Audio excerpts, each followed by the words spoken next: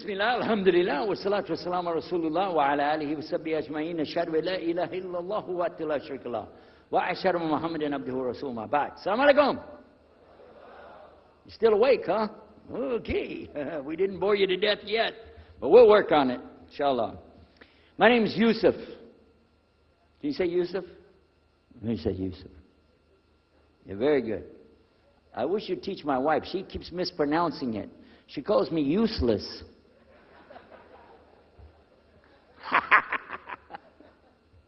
Alhamdulillah. Now, how many of you were in the program today? I was teaching us, trying to teach about how to call the people to Islam called da'wah. How many were there? Okay? All right. I just used an example what I was telling you about. Remember I was telling you when you introduce yourself to somebody, you got to get friendly with them. So I just used an example right there. Because this will disarm the people. This disarm them and make them relax a little bit. Because they're coming to you with things like, how come you Muslims has to kill all the people? What kind of question is that? How come you have to beat your wives? Why does your book tell you that you're the only ones going to go to paradise? So these kind of questions, when they come to you, what are you going to do?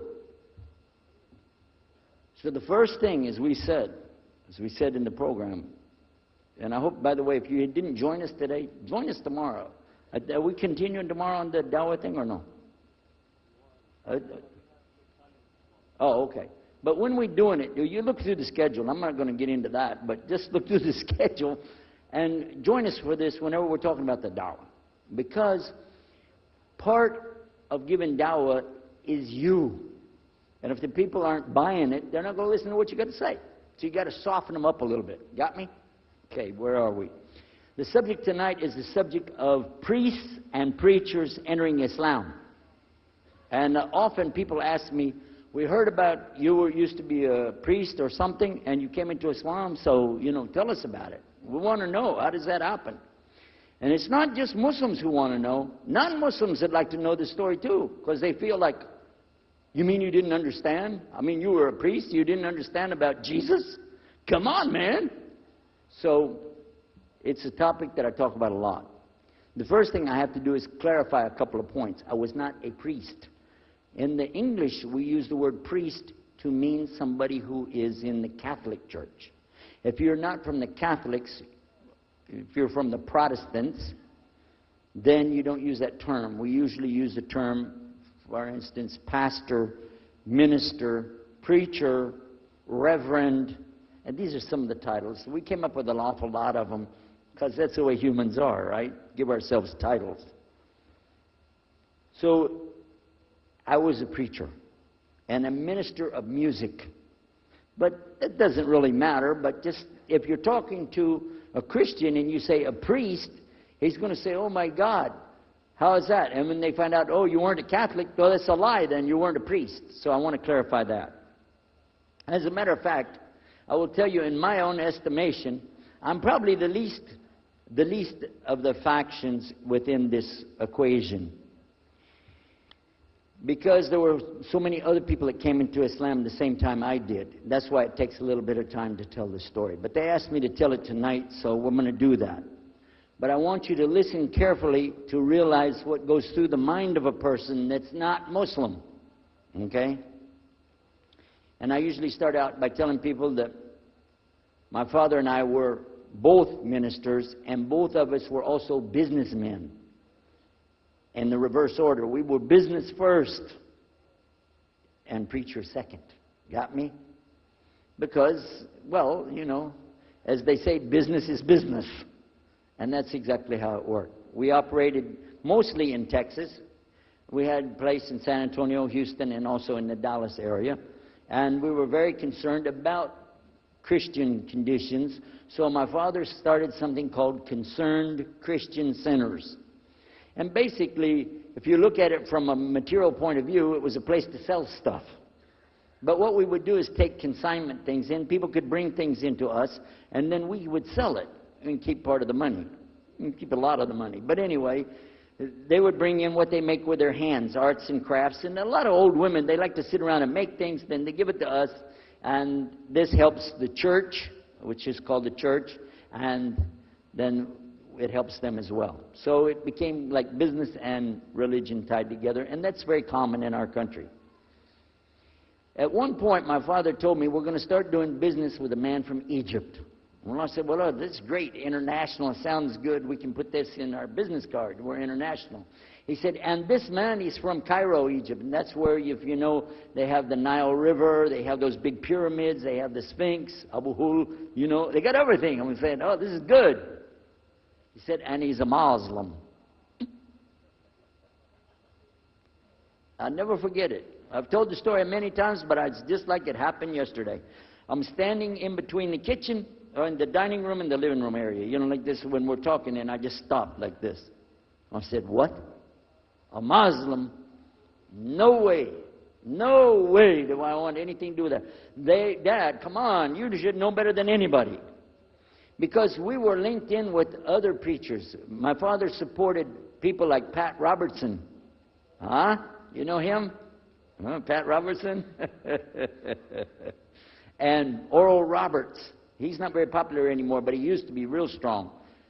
And his ministry up in Tucson, Tulsa, Oklahoma. In addition to that, people like Benny Hinn. I don't know if you heard of Benny Hinn. He's coming over this way, so look out. And there's many of them. John Hagee, and the list goes on. Jerry Falwell, Jimmy Swaggart. Some of the names, maybe you heard those before. We know these people. We know all about them. All about them. Okay? So at one point, here I am standing there talking to my father about a Muslim. These are the enemies of God. This is what we've been taught. These same people, I just mentioned their names, in their preaching on the television and so on, this is what they teach. Muslims are no good. Now it just became Muslims are terrorists. But back then, you know, we didn't reach that level yet. We were still just kidnappers, hijackers, you know. They said that Muslims don't believe in God, that they're worshiping a black box in the desert, and they kiss the ground 5 times a day. Now that's what we know, man. So here's this Muslim going to do business with us. I told my dad, no way, I'm not going to do it. And he insisted. He said, I want you to meet this man. He's very nice. And I said, I don't want to meet him. I never am like this, by the way. But on this case, I said, no. That's one thing I'm going to stand firm against.